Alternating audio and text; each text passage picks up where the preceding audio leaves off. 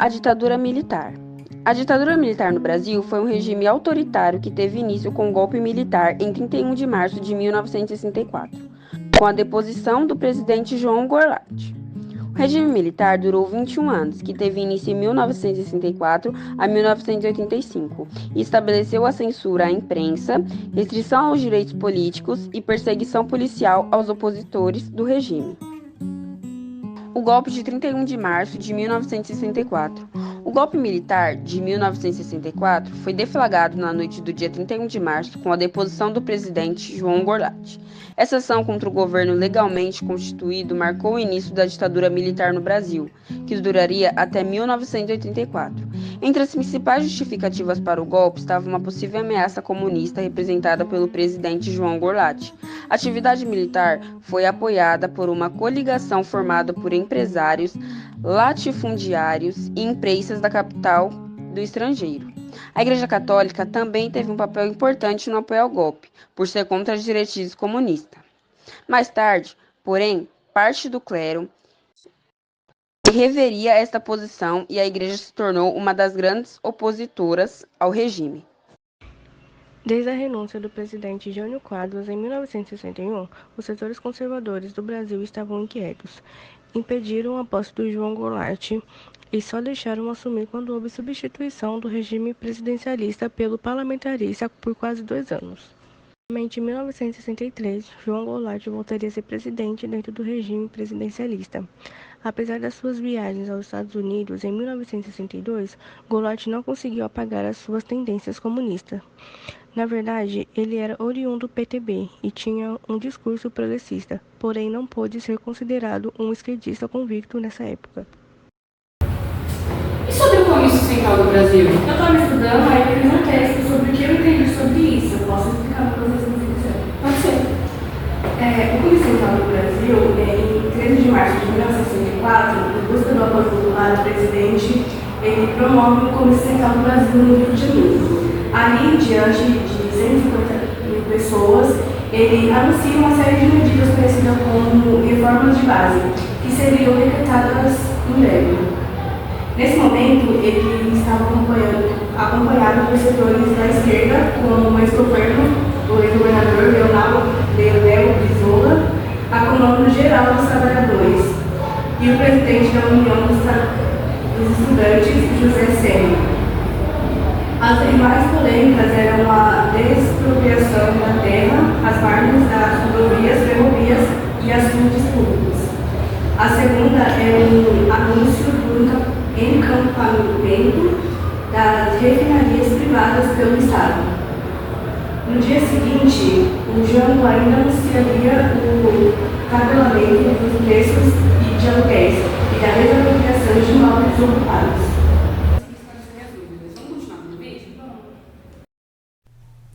Marcha da Família com Deus pela Liberdade. Isso não interessava aos militares e setores da direita. Por isso, parte da sociedade organiza passeatas como a Marcha da Família com Deus pela Liberdade, apoiada pela Igreja Católica como resposta às propostas de Goulart, a fim de marcar a diferença entre o governo e a oposição. Mandou mensagem dela pra mim. Ai, graças a Deus. Aí acho que a Vitória vai vir junto com ela, né? Oi, gente, desculpa pela demora. Eu tava estudando pro Enem.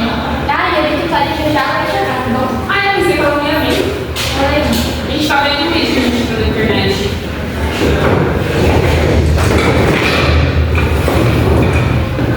Vamos continuar vendo o vídeo, então? Sobre o dia 31 de março de 1964. Eu tinha feito uma pesquisa. Quer que eu leia pra vocês? Quero.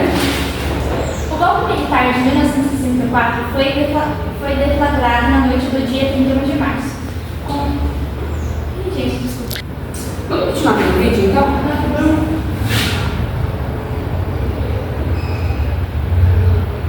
E sobre o dia 31 de março de 1964? Eu tinha feito uma pesquisa. Quer que eu fale pra vocês? Eu quero.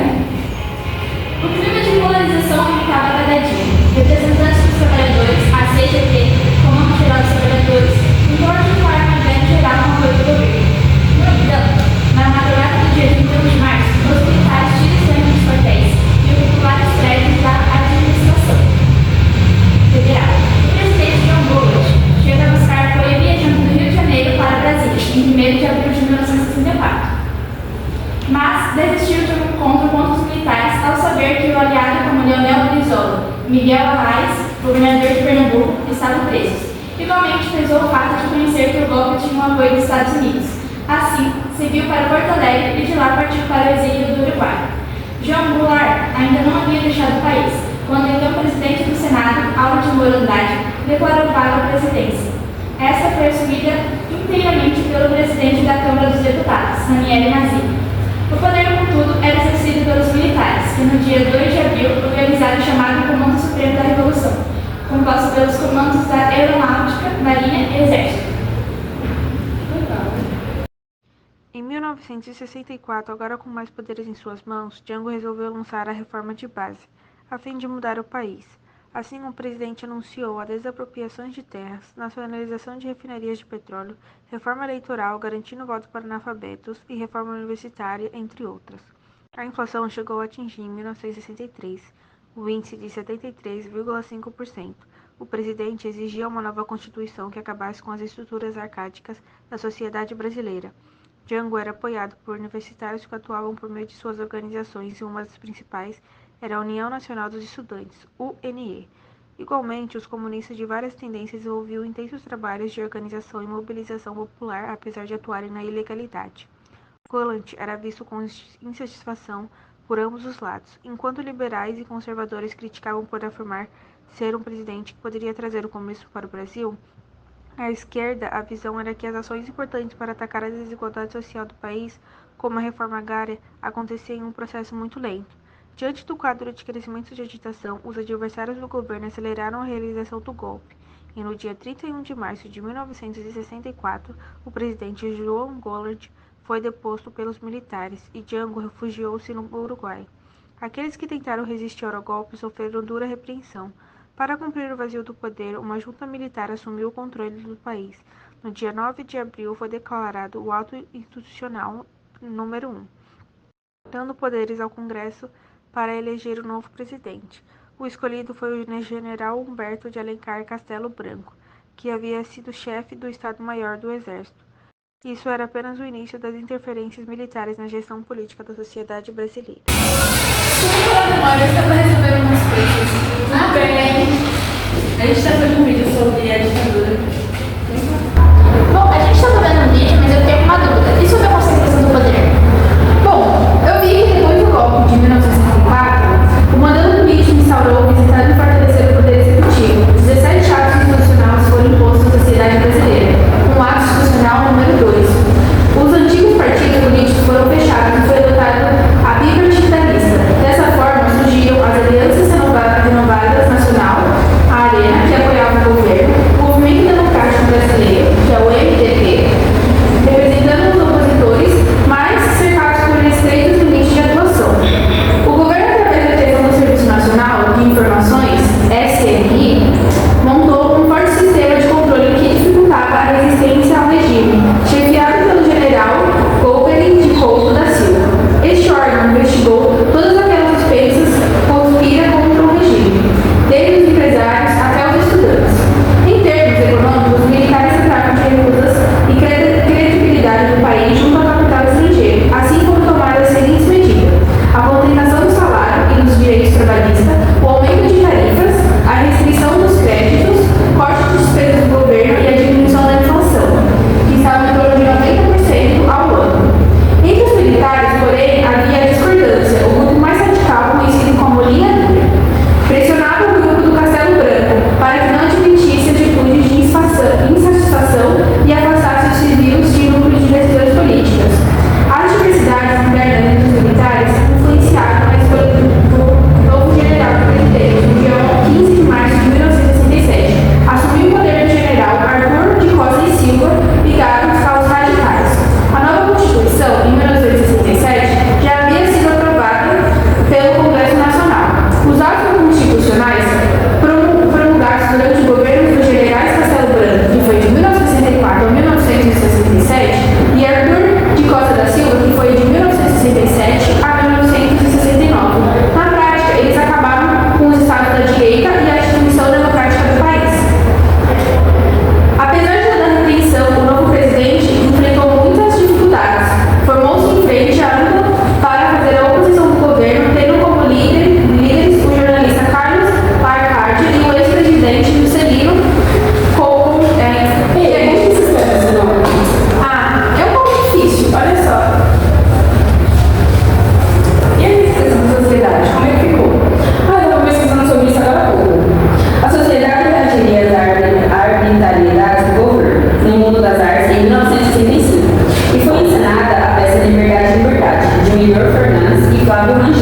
criticava o governo militar.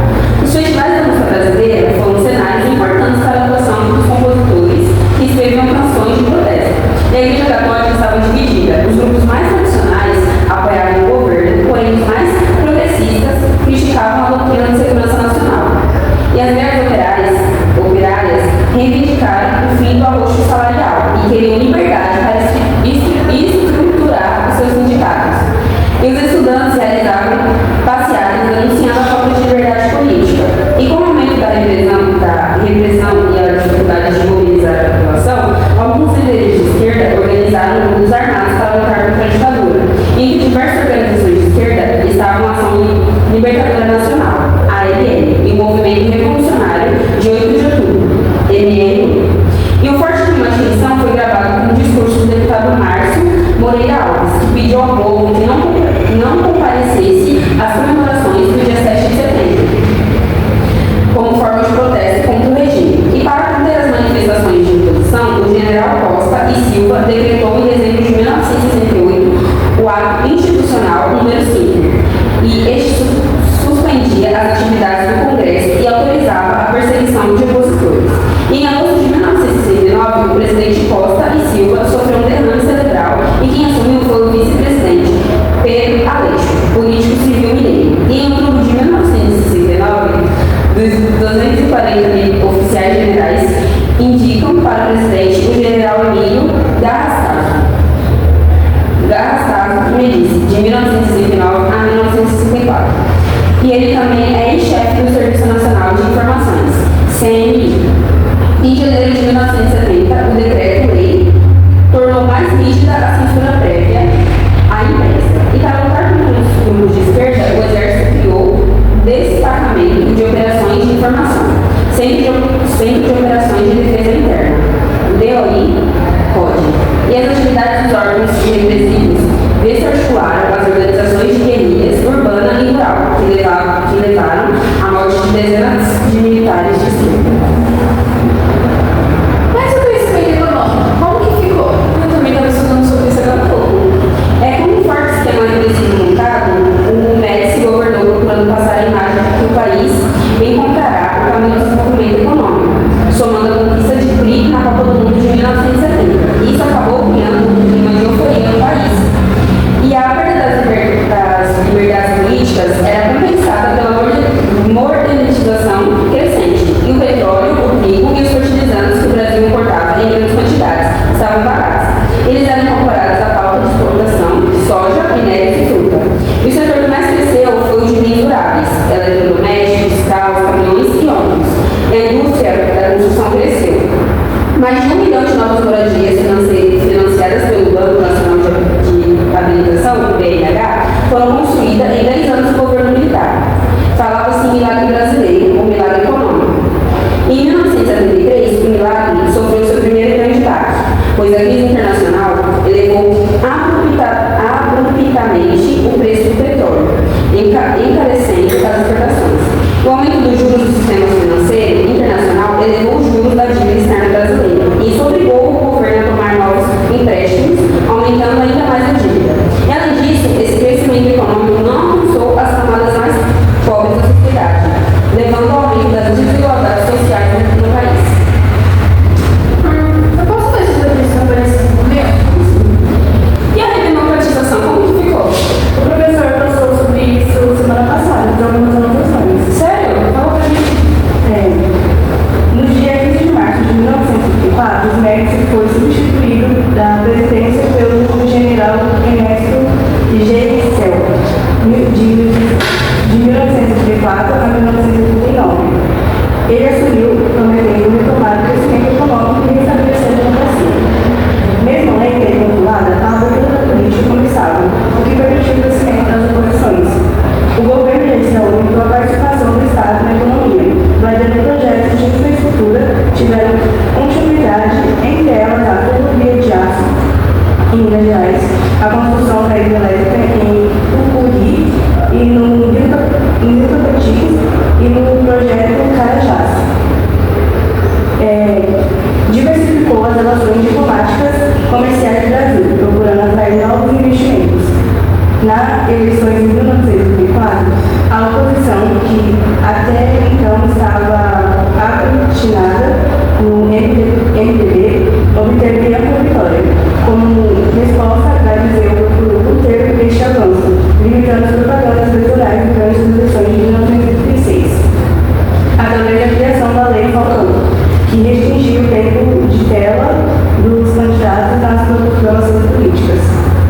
No ano seguinte, diante da recusa do MDB, em prol que, em aprovar a reforma da Constituição, o Congresso foi fechado e o mandato de presidente foi aumentado para 6 anos. A oposição começou a pressionar o governo, junto com a sociedade civil. Com a crescente pressão, o Congresso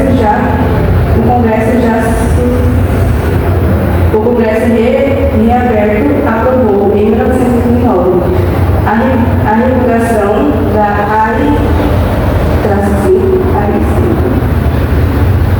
Enfim, o Congresso não podia mais ser fechado, nem caçados os direitos políticos dos cidadãos.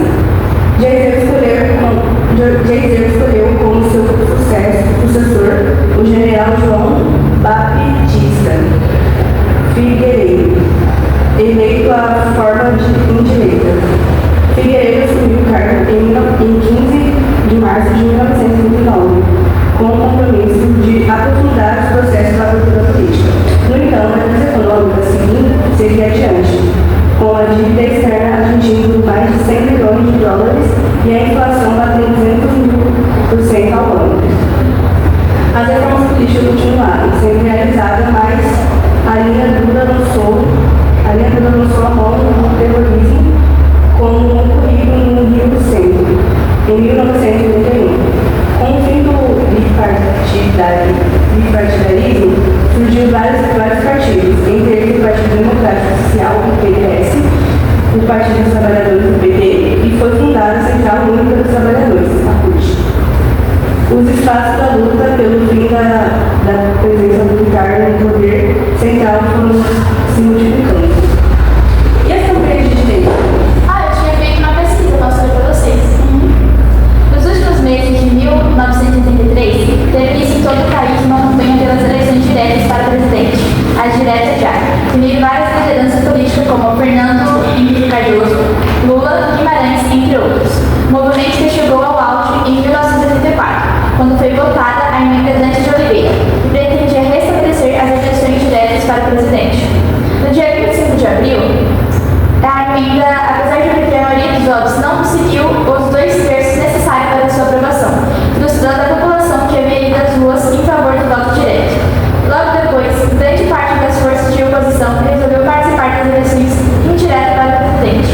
O PMDB lançou Tancredo Neves para presidente e José Sarney para vice. Reunido no colégio eleitoral, a maioria dos votos foi para Tancredo Neves, que derrotou Paulo Maluf, candidato do PDS.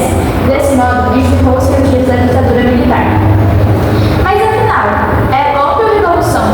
Bom, para os militares, com o apoio dos governadores da direita, foi uma revolução. Eles queriam acabar com o comunismo depois da Guerra